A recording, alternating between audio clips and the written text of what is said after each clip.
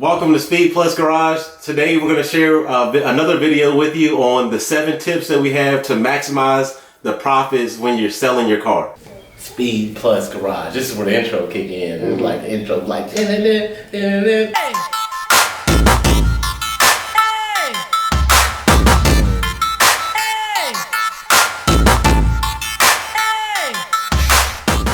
We're going to hop straight into it with number 1, research the value of the car and do some market research. Yeah, you definitely want to go ahead and research the value of your car. You definitely don't want to overprice your car, but at the same time, you don't want to underprice your car. Say for instance, you're selling a Hyundai Sonata and it's 100,000 miles, right?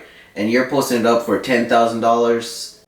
That's obviously not going to sell because I'm pretty sure there's people on the marketplace with theirs on for like $5,000. Research what they're going for in your area and find that Goldilocks spot, that sweet spot. Leave a little room for negotiation because there will be negotiations on any used car. Everybody's going to negotiate, and if you're set your firm price as your price that you put up on your ad, a lot of people are going to try to negotiate you. And to me at least, if you're firm on a price and you don't want to wiggle, even if I'm pointing out things to you that messed up about the car, it just makes me feel like you're just unreasonable. So if you want like $1,000 for a car, put it at like $1,300 and give that little wiggle room. Number 2, which is going to be fix the little things. Maybe the door handle's a little loose, or you got a panel that's fallen off. Go ahead and try to do something to fix those little issues to leave no room for kind of nitpicking on the buyer's part.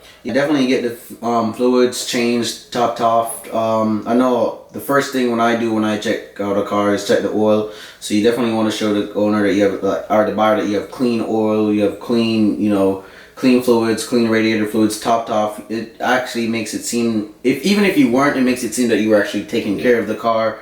A lot of people don't know this. Buy those little $3 or cans or air fresheners, put it in your car, because there's nothing that buyers hate, especially if you're selling a high-end car. Everybody hates that if you open the car door, it smells very musty. Nobody wants that. Number 3, detailing the car. You can have this done professionally, or you can do it yourself depending on how much the car needs to be detailed. Professionally, you can get it done from anywhere from $50 to about $100. Have them really clean the car out, vacuum it out, get all the little grass and all that stuff out of the driver's area, the passenger seats and all that stuff, and get the car nice and shiny if possible. If you don't have that kind of money, you can do the same thing with $15. You can take it to your local car wash your car, use those free vacuums they offer, get some mean green, scrub out any stains, and just make sure the interior car is cleaned. Number 4, have a quality ad. Okay, so what we mean by quality ad is you want to have good pictures all the way around the car. What I like to do is I'll start off at the front of the car and I'll take pictures all the way around, opening the doors, pop the hood, take some pictures under the hood, the trunk. Make sure you at least have 10 pictures bare minimum, but aim for somewhere between 15 and 20 pictures is a good amount of pictures. Description of your car should sound very professional, well spoken. Talk about any new things you've done, like any new oil change, any new parts. Make sure you bring that up. Obviously you're trying to sell the car to someone, so bring up features that you feel like buyers would want to know if they're going to buy the car. Right. If you got Apple CarPlay, make sure you get a picture of the interior with that Apple CarPlay on to highlight that and show, hey, this car has some quality stuff. Or maybe you're selling a race car and you got a gauge pods on the side. Make sure you highlight the important features that are going to sell the car. Yeah, and this is definitely in a step-by-step format. So when you're taking pictures, you make sure you want the car to be cleaned and detailed prior to taking the picture. Exactly. Number 5, list your car in the right places. This is one thing where I see a lot of people that come to me and ask me, how do you sell your cars? And I can't sell my car. I've had it for 6 months on, Craigslist.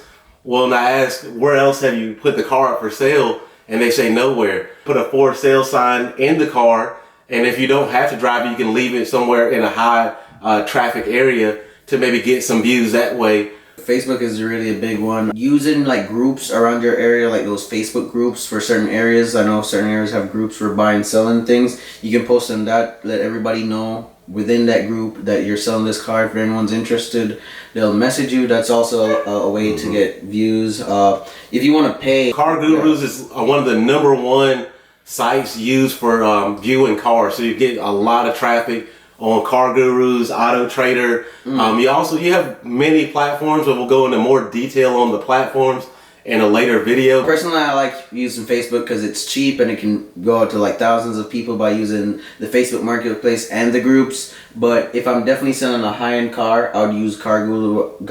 I'll pay the extra money. I'll pay the extra money, what $10 for $20 or whatever it is, to make sure that my car sells. Yep. And I'm gonna take a break right here because we gotta get that food. Number 6, be honest and welcoming when someone inquires about the vehicle. Yeah, you definitely don't want to lie to people. Regardless of lemon laws, I mean, it's just bad practice. Especially for those viewers who are flipping cars, you want to have a great rapport of your name.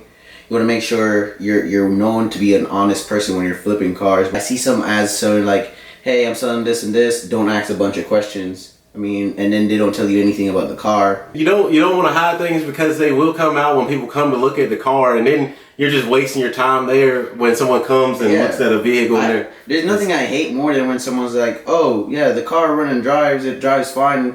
Especially like for that Honda Fit we went to look at. The guy told us it was a perfect car, only needed a battery. We showed up for expecting it only needed a battery. We actually brought a battery. And then when we got there, the transmission was slipping. Our last tip here to get the most out of your car, competitively price the car. This goes both hand in hand for the car flippers. The way to make money is when you buy the car. So you want to buy the car, of course, undervalued, and you want to, when you go back to sell the car, you want to have it priced at a point where it's not too high above everyone else and at a point where it's not too low.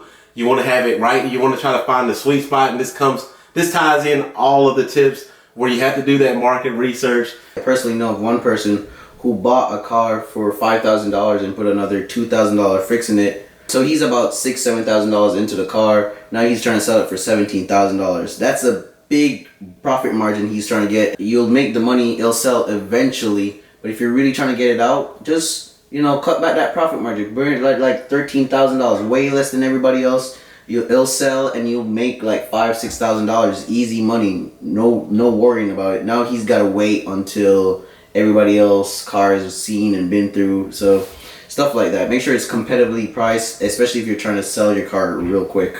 Those are our 7 tips that we have for you. Of course, a lot of these tips can go into a lot more detail, which we don't have time for this video, but we will be making more videos and more content. So just make sure you subscribe to the channel. You hit the like button, the notification. Definitely comment if you guys are curious or want to see any videos. You want us to do any videos, anything you're confused about, we'll get that done. You can find us on Facebook at Speed Plus Garage.